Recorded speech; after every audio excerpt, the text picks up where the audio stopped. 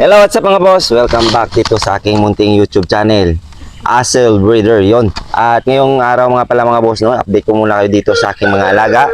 At nandito nga ako sa aking yard, no, mini yard. Dito yung aking mga alaga. Nandun sa ilalim yung isa mga boss, no.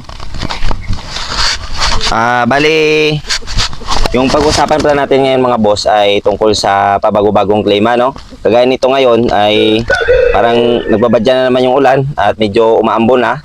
Yung mga diskarte dito mga boss, kailangan nating mamonitor yung ating mga alaga, no. Na kapag sakaling magkaroon man ng sakit, at least maagapan natin agad.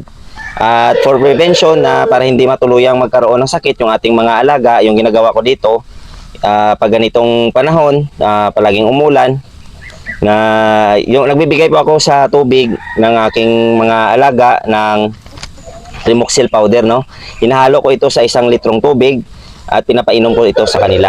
And then nagbibigay din ako ng Amtil mga boss, no, for prevention lang talaga na di ba na medyo magastos para sa akin.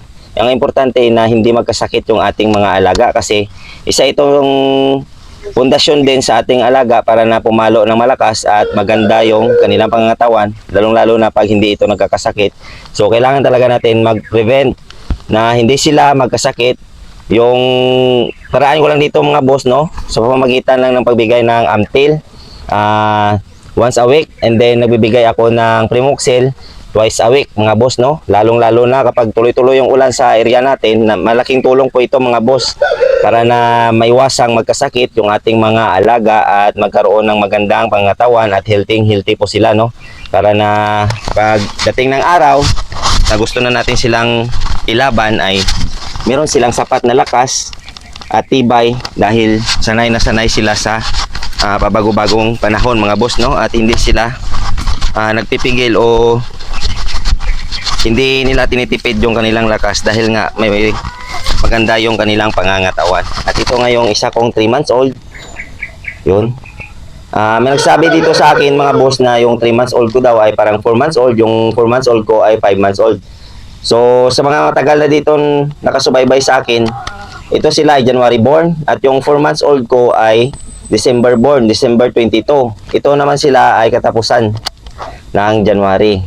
So sa nasabi na masyadong malaki yung 3 months old ko at 4 months old na parang nag-iedad na ng 3 months old, o ang 3 months old ko ay parang 4 months old na daw, ang 4 months old ko ay parang 5 months old na daw. Yun, dito kasi sa area ng Mindanao mga boss, malalaki talaga yung manok, kaya hindi nyo talaga masasabi na kung nandyan sa area nyo ay maliliit. So hindi mo ito kasi ma-differentiate kung lalong-lalo na kapag hindi mo nakikita at hindi ikaw yung nag-aalaga. Pero saludo pa rin ako sa iyo sir kasi sinabi mo lang yung gusto mong sabihin.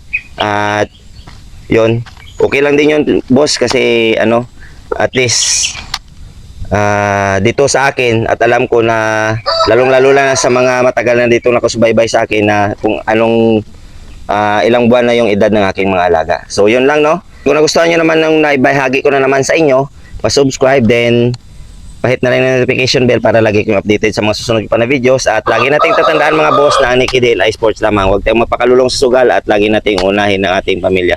Yun lang, maraming salamat and God bless ating lahat. At ito na nga, umuulan na.